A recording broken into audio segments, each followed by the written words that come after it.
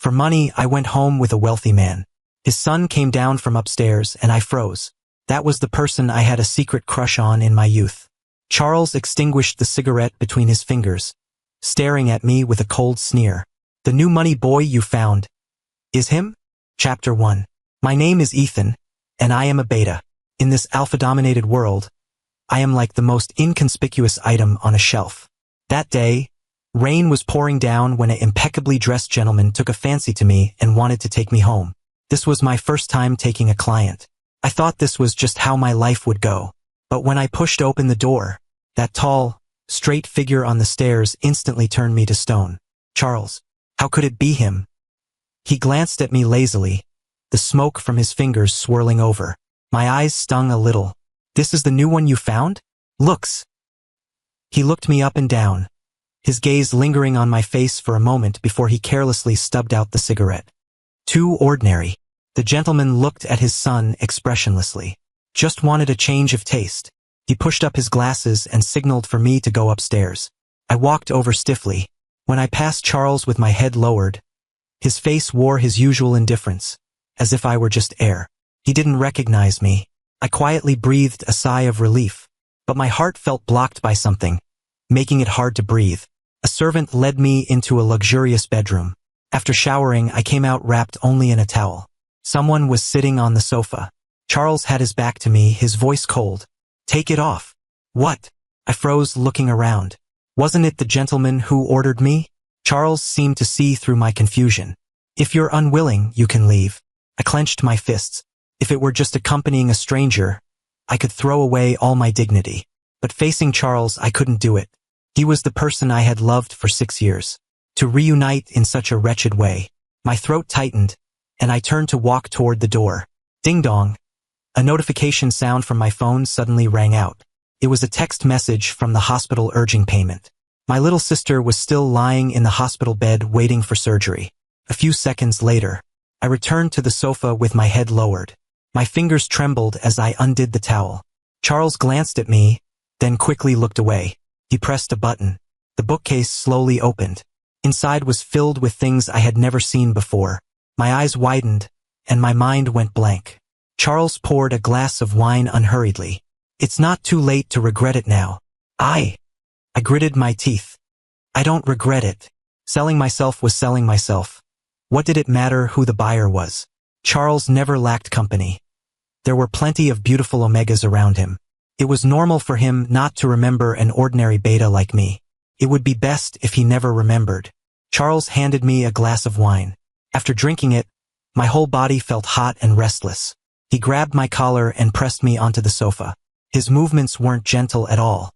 He seemed to be venting something, rough and urgent. I had no pheromones, nor could I smell his. He repeatedly bit the back of my neck. This was an alpha's way of declaring possessiveness. When I couldn't breathe, I tried to grab onto something, but he deliberately let go of my hands and raised an eyebrow. Charles told me to choose one of the items on the wall. I had seen a few in the shop, but didn't know how to use them. I looked at him hesitantly. Before I could speak, he pinned down my leg. Can't choose? Then let me help you. His tone was icy, but some kind of emotion surged in his eyes. He raised his hand. A blindfold covered my eyes. I don't remember much of what happened after. I only felt like I was struggling repeatedly on the edge of life and death. I was like meat on a chopping board, at his mercy. However, Charles today was different from the rumors. I heard he was always calm and composed, with everything under control. But today, his emotions were very unstable, even a bit irritable. When my tears fell, I heard him give a soft TSK. Mr. Charles, I don't have pheromones. If you want to mark someone, you should find an omega. Omegas are too troublesome. He pressed the back of my neck. I flinched in pain. Didn't expect you to be this sensitive to touch? He chuckled low with a hint of mockery. But betas are better. No need to take responsibility. Felt like my heart was squeezed hard. I closed my eyes and let him do as he pleased. Throughout the whole process, Charles didn't kiss me once. Probably thought I was dirty. Suddenly, the lights came on. The blindfold was yanked off. Charles pinched my chin, looking at me closely. Were we in the same class in high school? How could that be? Mr. Charles has mistaken me for someone else. I squeezed out a professional smile. to hide the shame and embarrassment inside. Charles lowered his eyes and flipped me over. Since we don't know each other, then I don't need to be polite. What I thought was the end turned out to be just the beginning. An alpha stamina was beyond imagination, until the horizon turned white. Only then did Charles finally let me go. He took out a black card and placed it on the bedside table. My throat was so hoarse I couldn't speak. Watching him walk into the bathroom, I took a deep breath and struggled to get up. I carefully put away the card and picked up my clothes. Can't stay overnight at a client's house. That was the rule of the shop. Those rich people were most afraid of trouble. Chapter 2. Actually, Charles and I were classmates in high school. Betas were always the easiest to ignore in school. My grades were average and my looks were ordinary. In 3 years, I hadn't spoken more than a few words to him, except for a few basketball games. His team was short on players, so I was pulled in last minute to make up the numbers. He was the focus on the court. Everyone loved watching him play. One time, midway through the game, something was suddenly wrong with him. I later found out his rut had started.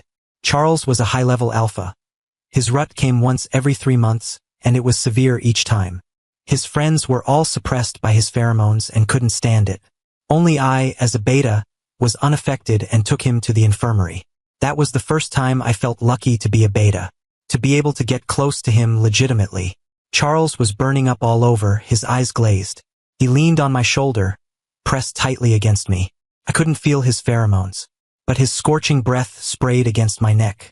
That feeling, I remembered it for many years. Later, his parents divorced and he rarely came to school.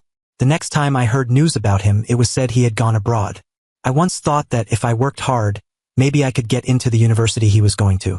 But reality told me there was an insurmountable chasm between us. The black card Charles gave me had $1 million on it. The moment I saw the balance, I was stunned. I had heard from colleagues that some clients would give tips, but I didn't expect him to be this generous. I went to the hospital to pay off the hospitalization fees and the previous owed medication costs. I was still short $70,000 for the surgery fee. I never saw that wealthy man at the club again. However, while working part-time at a family planning store, I encountered Charles once. A boy blushed as he bought a few boxes of condoms. He looked like an omega at first glance, sweet and delicate.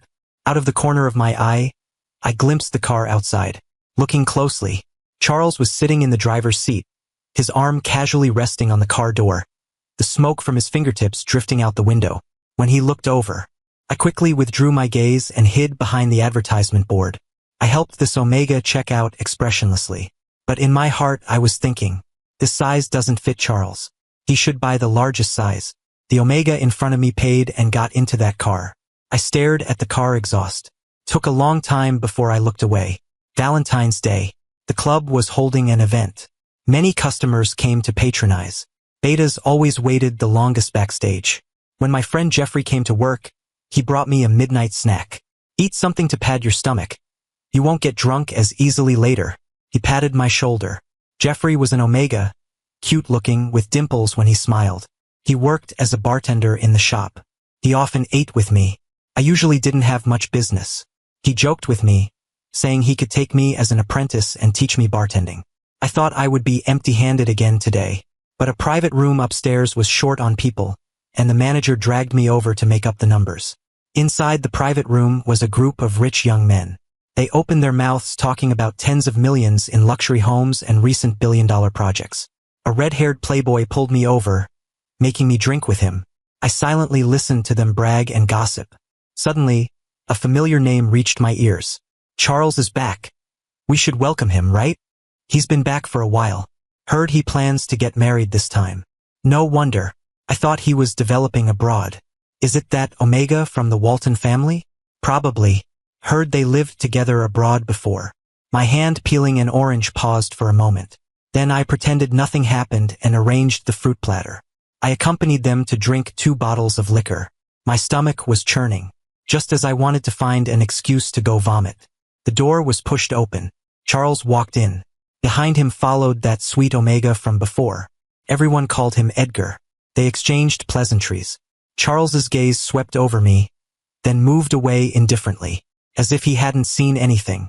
I lowered my head to pour wine for the man beside me. He put his arm around me, leaning close to sniff me. Beta? Used to smelling those overly sweet omegas. Suddenly feel you're quite fresh and clean too. Want to go to my place later? I clearly needed money badly, but I wasn't in the mood to agree, because I looked up and saw Edgar chatting with Charles. Charles took Edgar's wine glass to stop him from drinking, handing him a glass of orange juice instead. So he knew how to care for people too. I vomited in the toilet. When I came out, Charles was leaning against the sink smoking. There were only the two of us in the restroom. Not greeting him would be impolite. Good evening, Mr. Charles. I walked over to wash my hands. Perhaps the smell of perfume on me mixed with other alpha scents. Charles couldn't help but frown. I hurriedly took a step back, wanting to leave quickly. Ethan, do you take any customer? An icy voice called my name. I stiffened, turning my back to him, daring not look into his eyes. Mr. Charles, this is my job. Job? Charles scoffed lightly. The cigarette was stubbed out in the ashtray, making a sizzling sound. I pushed the door open to leave. A hand reached over and closed the door again. Charles pushed me hard. I was pressed against the door by him. The back of my neck was firmly gripped by him. The pads of his fingers rubbed the place he had repeatedly bitten before. Do you not know what the black card means? It means from now on you have to be on call, belonging only to me. My eyes widened. Just as I wanted to turn around, my legs were pinned, unable to move. Charles leaned close to me. Now let me see your professional skills. Open your mouth. A burning hot palm covered my waist, seeming to want to lift the hem of my shirt. A phone ringtone rang, breaking the rising ambiguity. I was startled, wanted to dodge. The back of my neck was bitten by him until it bled. It didn't hurt much. Instead, it made my legs feel weak. Charles answered the phone while rubbing my lips with one hand. Edgar's voice came from the other end, probably asking where he was. I'm busy. You guys continue playing. Then are you coming to my place tonight? You promised to help me last time. Edgar's voice was very soft. When he lowered his voice, there was an unconscious coquettishness to it. I listened quietly, somewhat absent-minded. It sounded like they had a good relationship. Then why come to me? I thought of that wall full of sex toys, and the answer came to my heart. Omegas were delicate and soft, afraid of pain. A beta without pheromones could handle however much tossing around without issue. I lowered my eyes to stare at the potted plant in the corner, not wanting to listen to their sweet nothings. Charles hooked my chin, not letting me get distracted. His fingers touched the corner of my mouth. Slender fingertips reached inside, pressing against my canine tooth. My tongue couldn't dodge and licked him several times. The light in Charles's eyes grew darker and darker. Talk later. Hanging up. He put away the phone. Charles withdrew his fingers and raised an eyebrow. Didn't see you being this good at licking before. My ears felt hot. Just now he clearly teased me on purpose. I didn't want to lick his hand at all. Charles teased me for a while. I was stiff all over and at a loss. He probably found it boring and pushed me away with a cold face. Weren't you laughing happily with others just now? How come when you're with me, you're like a log? The patron was angry. I hurriedly apologized to him. Charles ignored me, opened the door directly, and walked out. I tidied my messy clothes, seeing my flushed cheeks in the mirror. A few seconds later, his footsteps stopped, and he turned back grumpily. What are you standing there for?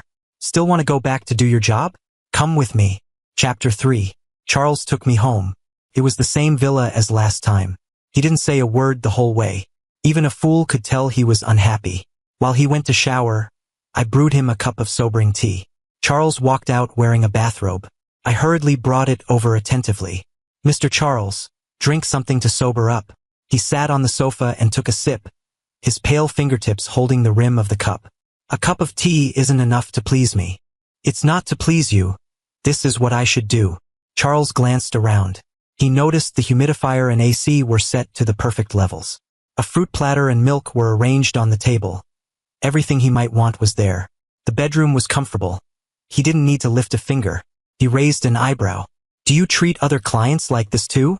I nodded hesitantly. This was all part of the manager's training. Remembering a client's preferences was my duty. But I had long committed Charles's preferences to heart. Suddenly, the cup was set on the table with a dull thud. Charles looked over with a cold gaze. He seemed even angrier than before. Before I could realize why, he spoke coldly.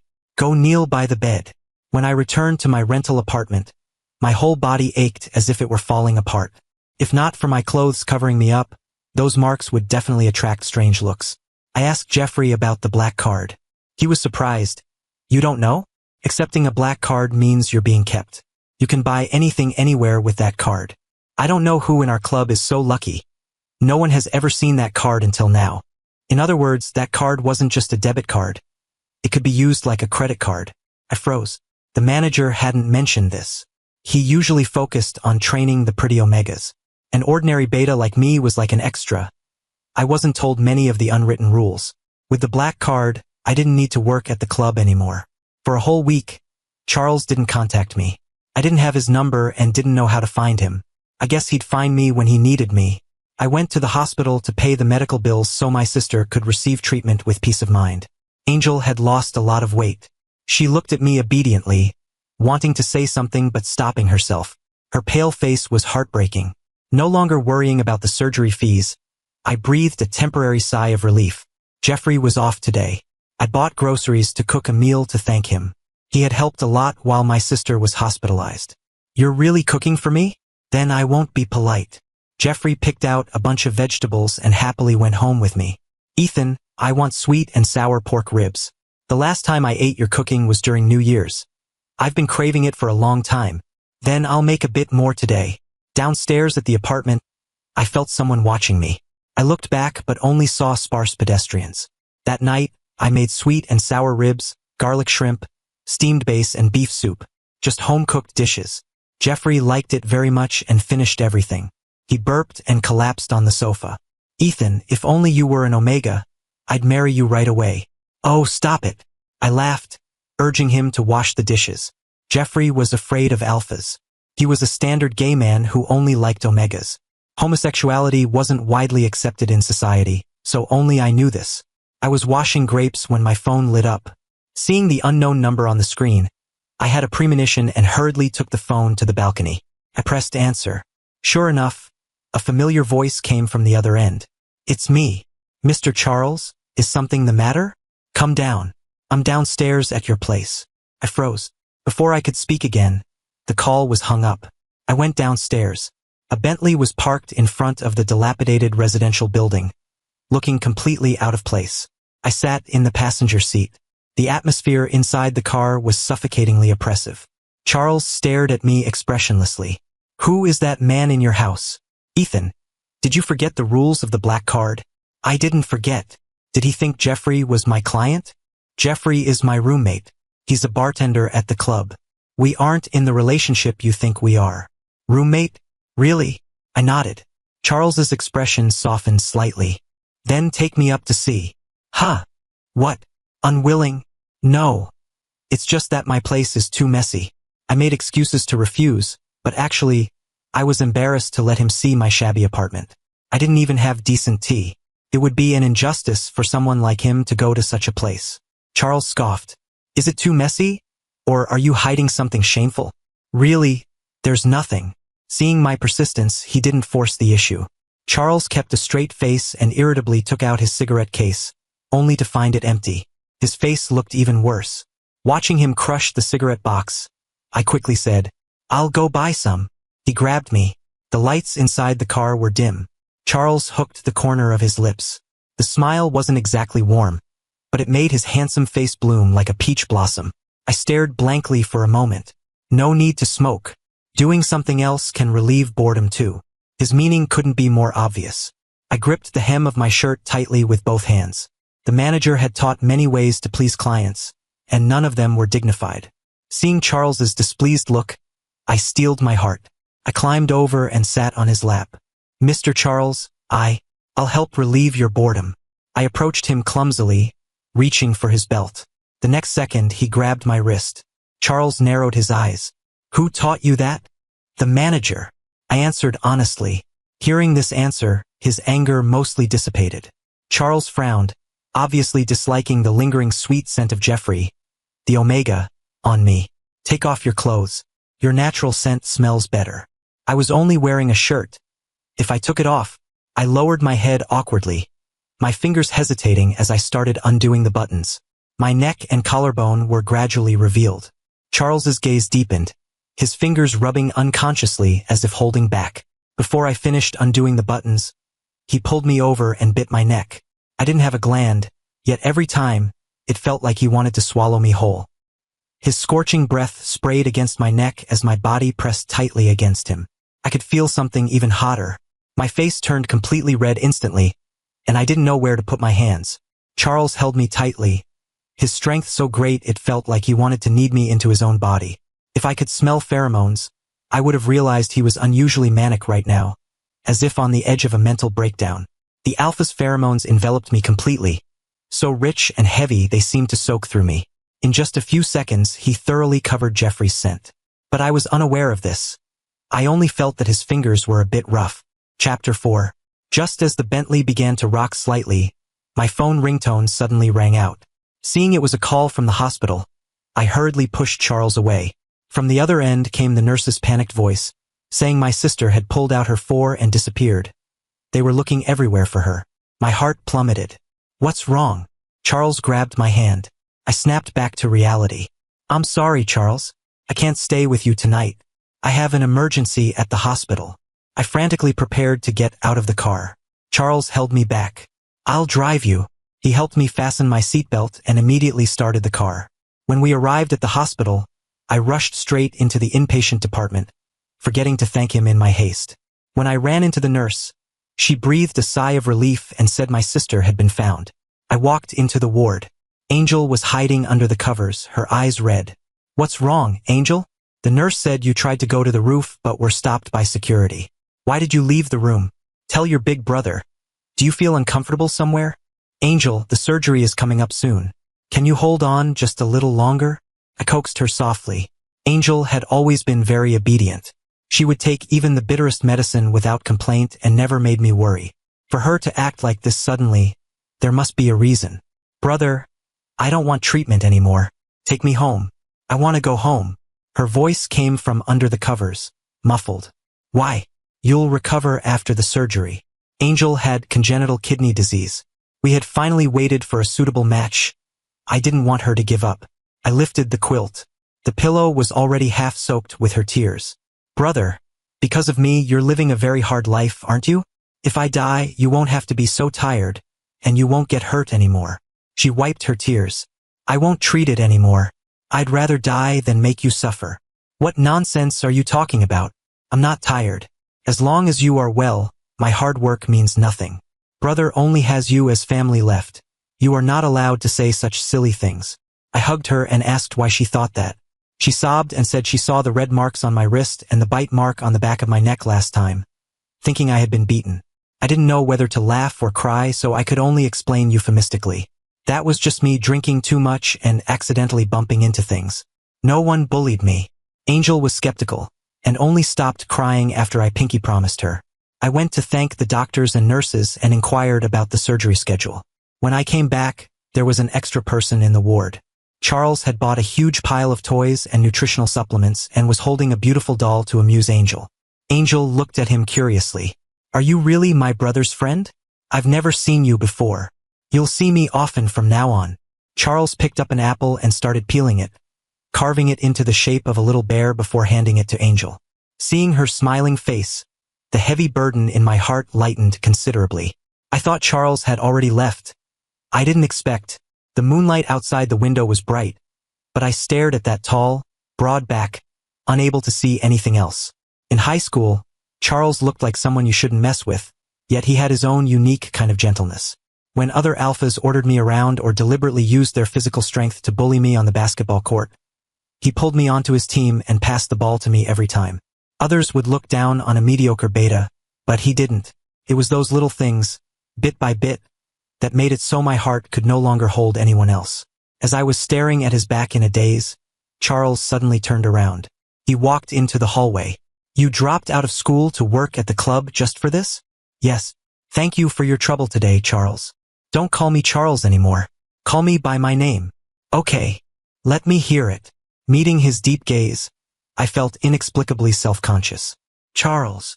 A shallow smile rippled in the depths of his eyes. Before I could thank him properly, his phone rang. It was Edgar calling. It seemed urgent. I instantly sobered up and told him to go if he had things to do. I almost forgot he had someone he liked.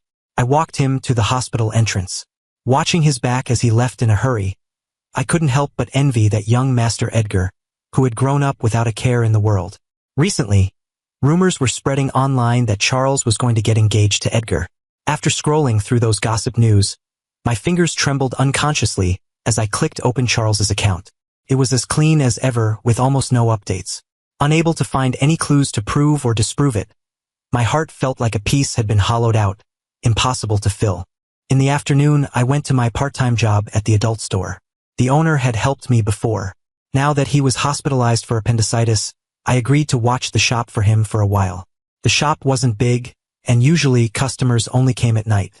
As the last glow of the sunset disappeared into the horizon, a yellow-haired alpha pushed the door open and walked in. He circled the store and picked up an orange-flavored box. At checkout, he stared at me and smiled. "Is this brand any good?" "I'm not sure. That'll be $69. Cash or scan?" I tried to stay calm. Blondie didn't seem to plan on giving up. Instead, he leaned closer. "Have you used it?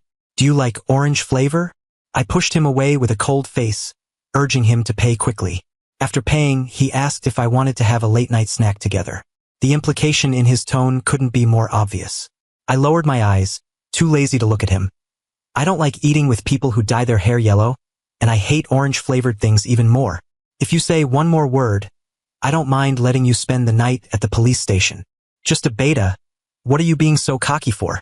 Asking you out is giving you face. Blondie curled his lip and left with disdain. I was long used to this level of insults. Near closing time, I was counting the day's turnover. Halfway through counting, the phone suddenly rang. A deep male voice came from the other end. I froze for a few seconds before remembering who it was. "Mr. Brown, is there something you need?" The voice on the other end paused, clearly displeased. "Who told you my surname is Brown? Aren't you Charles's father?" "His father passed away long ago. I'm his uncle." Keith's introduction carried a hint of exasperation, as if Charles's father was a taboo subject. "Sorry, Ethan, where are you right now? Come to the mid-levels villa as soon as possible. Charles is having an episode, and it coincided with his rut. He's very unstable right now." Keith's voice was filled with anxiety. "I'm an alpha. I don't dare go upstairs at all. The pheromones up there are too strong. In this situation, shouldn't you call Edgar? He's an omega. Omegas were best at soothing an alpha in a rut." Keith sighed. "Charles had an illness before. He's not sensitive to pheromones. He even rejects them somewhat. Stop talking and just get over here. I'll pay you whatever you want." My heart clenched instantly. Quickly packed my things and set off. Charles had been ill before? No wonder he sometimes seemed emotionally unstable. Chapter 5. When I arrived at the villa, Keith was already waiting at the door. He handed me a syringe of suppressant. This might help stabilize his mood, though it probably won't be of much use. I took the suppressant and went upstairs. The servants on the first floor were all leaving with grave expressions, evidently unable to bear the oppressive force of the manic alpha pheromones from upstairs. I am a beta. I felt nothing. Pushing open the door, the bedroom was a mess, clearly having been trashed. Charles sat in the corner of the balcony, soaking wet as if he had just been drenched in water. The wet clothes clung to his body, outlining clear muscle lines. He looked up, his scarlet eyes sweeping over me, and an intense sense of oppression made me dare not take another step forward. "Who let you come here? Was it Uncle Keith?" His voice was hoarse. "Yes, he asked me to come help you. Are you okay? Get far away." He gritted his teeth, turning his head to stare at the wall. "I will hurt you. It doesn't matter. I belong to you anyway. You can do whatever you want." He bought me back then and solved my family's predicament. What did getting hurt matter? Charles looked at me in astonishment. "Mine?" "Yes." I slowly approached him, fingers tightly gripping the suppressant in my pocket. I didn't notice that the faint orange-scented pheromones of that blonde alpha still lingered on me. Charles was in his rut, exceptionally sensitive to other people's scents. Just as I was only a step away from him, I saw his eyes suddenly turn incredibly terrifying. Charles seemed like a different person. The surrounding air felt instantly frozen. I instinctively took a step back. This movement seemed to trigger him. He lunged forward violently, pinning me onto the carpet. "Liar! Did you go find someone else again? You say you're mine, But in the end, you couldn't resist hooking up with others. His voice was filled with anger and pain. What did you do with him? Why are you covered in this smell? Ethan, why are you so disobedient? He tore open my shirt ruthlessly, not listening to my explanation at all. Sharp teeth pierced into my neck, and I felt a burst of sharp pain. He gripped my waist tightly, making me unable to move. I took the opportunity to uncap the suppressant and jab it into his gland. Charles let out a muffled groan, lifted his head to wipe the blood from the corner of his mouth, his eyes icy cold. He looked like an Azura walking out of hell. Do you think this thing works on me? He sneered and pulled out the needle. The gland is the most fragile part of the human body, yet he had almost no reaction just now. Probably his glands were damaged during his previous illness. Meeting Charles's gloomy and morbid gaze, for the first time, I had the impulse to flee. But there was a trace of helplessness in his eyes. It was this moment of hesitation that kept me from leaving this bedroom for the next 3 days. Every time I tried to leave, he would drag me back by my ankle and then inflict even harsher punishments. The room was a mess. The sofa, the bathroom, in front of the mirror, everywhere bore the traces of our lovemaking. Fortunately, as a beta, my constitution was sturdy enough. Otherwise, I probably wouldn't have lasted past the first night. Late at night, when Charles held me tightly, there was an indescribable feeling in my heart. Knowing clearly that he might not like me and was just using me to vent his emotions, I still couldn't help but want to get a little closer to him. I was like doing something futile. Knowing I couldn't have him, I still couldn't help but try again and again. Even if only for a brief moment, I was content. At noon, the roar of a sports car engine woke me up. Opening my eyes, I found the room had been cleaned. As soon as I moved slightly, my whole body hurt as if falling apart. Edgar's voice came from downstairs. He had come to see Charles. Instantly, alarm bells rang in my head. The manager had said the biggest taboo in our line of work was causing trouble for the client, especially being discovered by the client's partner. That would make it impossible to survive in the industry. I looked at the bruises all over my body in the mirror and hurriedly wrapped a towel around myself. Footsteps came from outside the door, and my heart began to race. Looking around, I opened the wardrobe and climbed in. Voices conversing came from the hallway. I could vaguely hear some content. Edgar, is there any other way? My heat is coming soon. I can't take it anymore. Charles, didn't I tell you to use handcuffs? Tried it.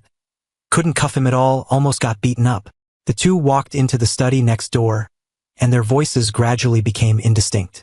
Hiding in the dark wardrobe, I breathed a sigh of relief. Why were they discussing such private topics? Did Charles have this special fetish?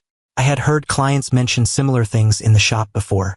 It was said that a master could have many pets. Was his relationship with Edgar like that? Would he also use those sex toys with Edgar? Probably. Charles should be very gentle with Edgar. After all, he was a precious omega. Thinking of this, my heart began to ache dully again. I touched the bruise on my wrist. The pain sobered me up a bit. I forced myself not to think about these things anymore. Suddenly, the cabinet door opened. I jumped. Charles was wearing loungewear, his expression having returned to normal. Seeing me curled up in his pile of clothes, he couldn't help but hook the corner of his mouth. Do you have any special hobbies? Like playing hide and seek? Or do you like smelling my clothes? Sorry, Has young Master Edgar left? I asked somewhat embarrassedly. He dragged me out of the wardrobe. I clutched the loose towel tightly, meeting Charles's playful gaze. He looked over the marks on my body as if admiring his masterpiece. I suddenly noticed that the bite marks and scratches on his neck weren't covered. Charles's clothes were loose. A slight movement would reveal them. I panicked instantly. Why aren't you wearing a high-collared shirt? Aren't you afraid your fiancé will see? Does he already know of my existence? Scenes of being caught as a mistress already floated in my mind. Charles raised an eyebrow. Who is my fiancé? Edgar. Did I cause you trouble? I really didn't mean to. He was too rough last night. I couldn't help but bite him. He frowned.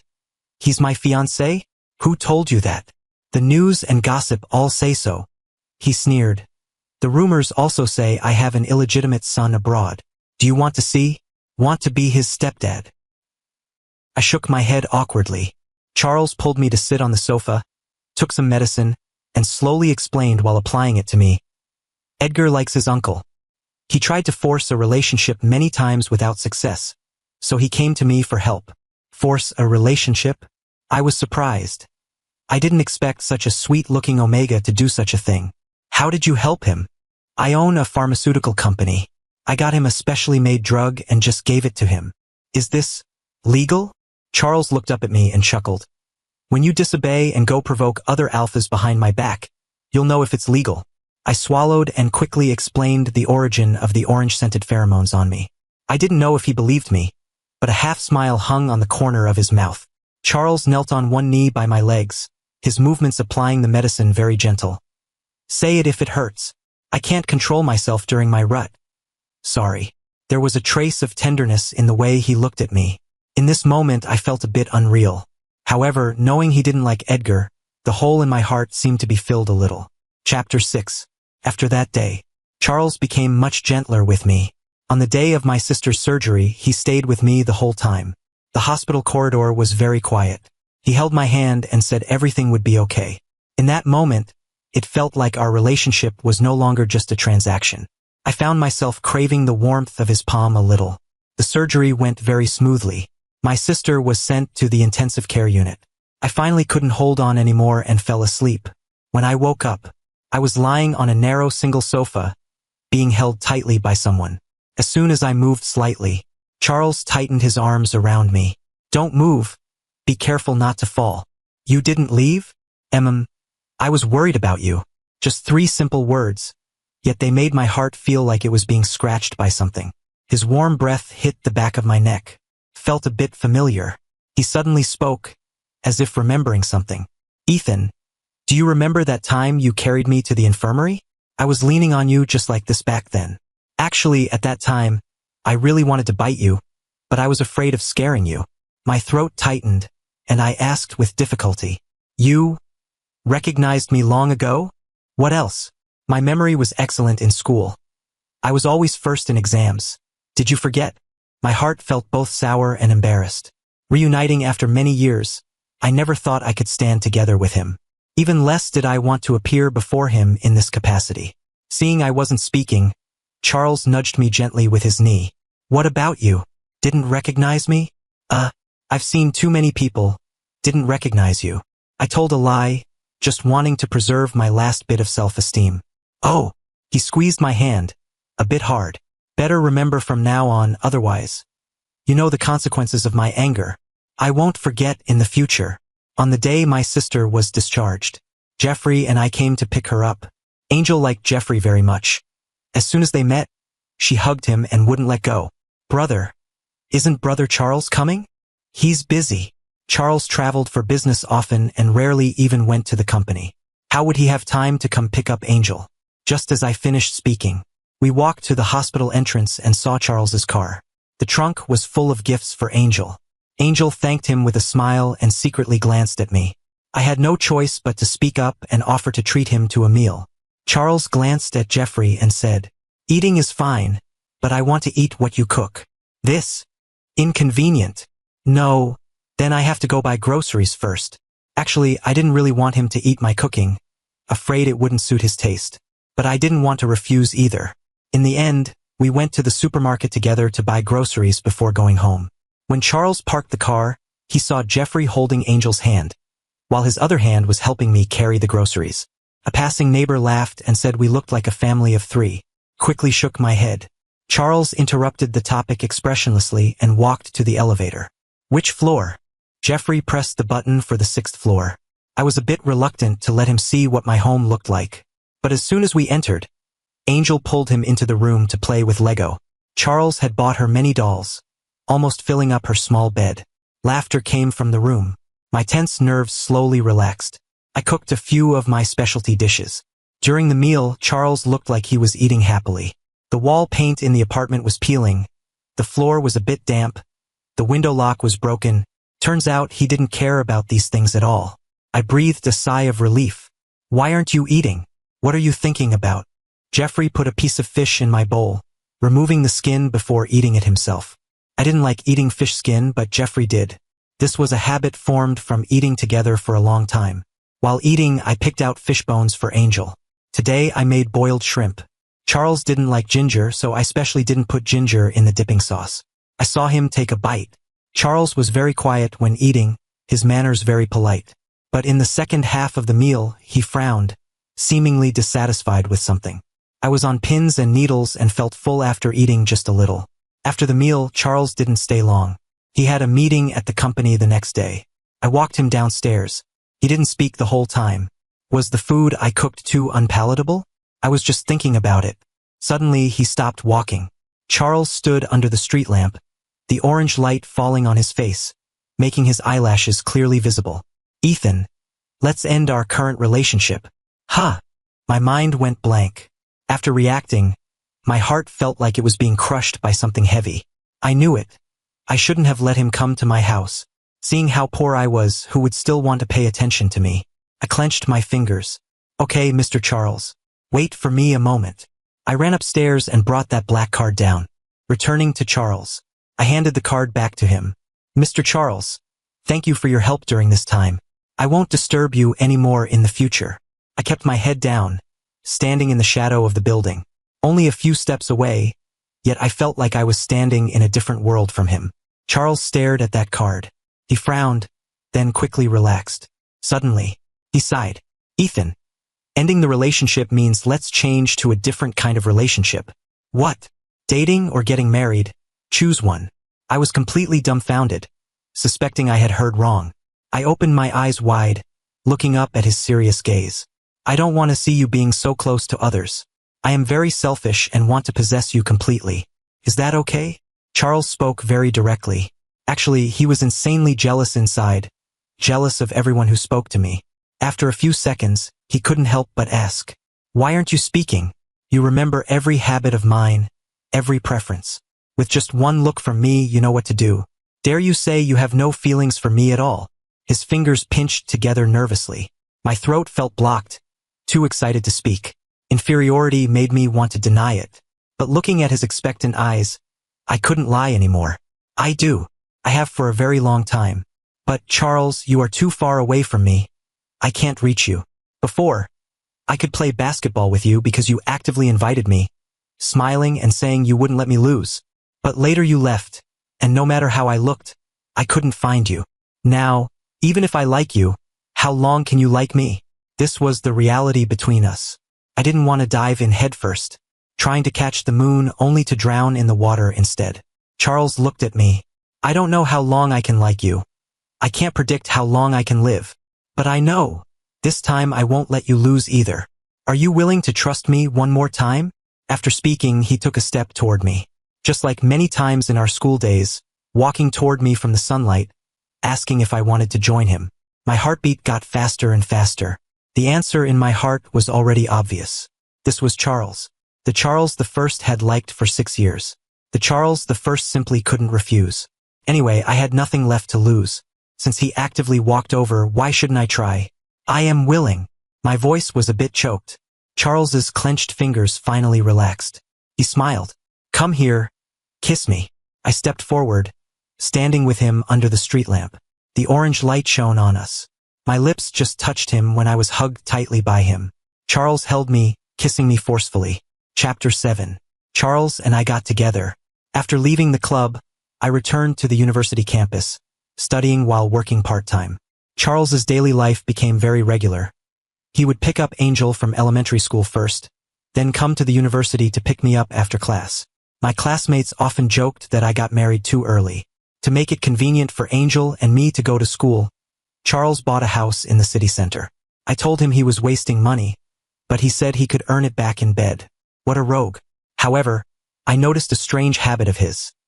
Every time we were intimate, he would always cover my eyes or turn off the lights. One time, I insisted on showering with him. He seemed helpless, but he agreed. When he took off his clothes, I saw that his body was covered in scars. Those scars looked old, crisscrossing his skin. There were too many to count, especially on his arms. What happened with these injuries? Couldn't help but ask. He shrugged indifferently. After high school graduation, everyone thought I went abroad. Actually, I was sent to a mental asylum abroad by my father. He hid me away on purpose just to make my mother yield in the divorce lawsuit. They fought incessantly over assets and shares. I stayed there for 2 years, and no one cared whether I lived or died. Later, my father died of illness, and my mother went abroad. Only after my uncle rescued me did I go to the UK to study, where I met Edgar. We even shared a dorm. These injuries are from that time. My emotions became very unstable, and my mental state was poor. You probably can't imagine how cruel the nurses in the asylum were.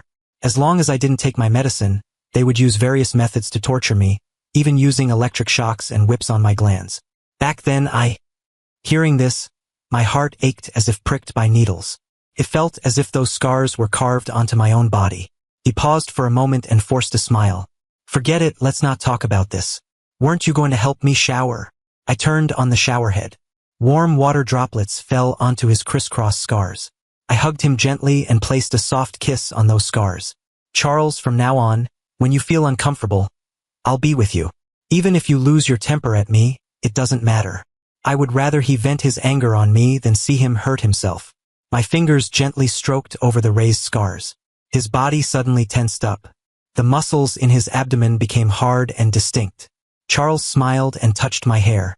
How is this different from seducing me? I looked up, not yet reacting. The next second, he swept me up by the waist. Charles kissed me. My eyes grew moist. Just as I was about to suffocate, he whispered in my ear, "Don't worry, I've been taking my medicine on time. I will get better." Is he really taking medicine? He is clearly eating me. Epilogue. My name is Charles. From the time I can remember, my parents argued nonstop. I lived a very repressed life. I once thought that as long as I got good grades, their relationship would ease a little. Later, I found out it was useless. They didn't care about me at all. My friends were busy dating, hitting bars, and racing cars.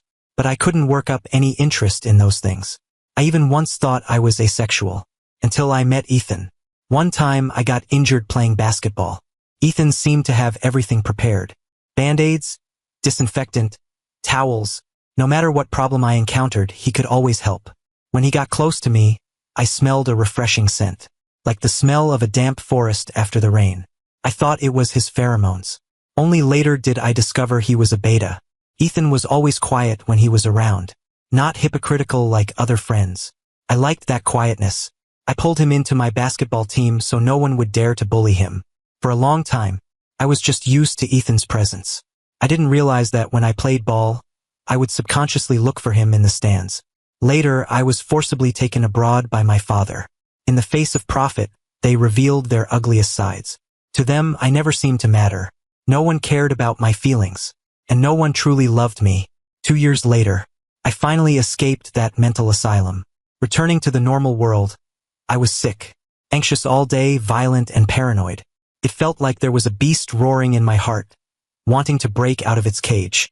I struggled on the edge of collapse. My uncle found me a psychiatrist, and even found someone to perform an exorcism on me. Every method was tried. Finally, he brought back a beta. I recognized Ethan at a glance. He was still that clumsy. Even when I hurt him, he wouldn't make a sound. When my emotions were unstable and my hands wouldn't stop shaking, Ethan proactively offered his neck. "Charles, you can bite me hard. Will that make it better?" In his cautious eyes, I saw a warmth I hadn't seen in a long time. The fair neck I didn't dare bite 6 years ago. Today, I finally got my wish. I held him and caught the love he had hidden for so long. In that moment, I felt my soul being filled. From that day on, I became interested in one thing: bullying Ethan, craving Ethan, falling in love with Ethan. So please, take the initiative to love me too. If you enjoyed this story, remember to subscribe to my channel. Thank you so much.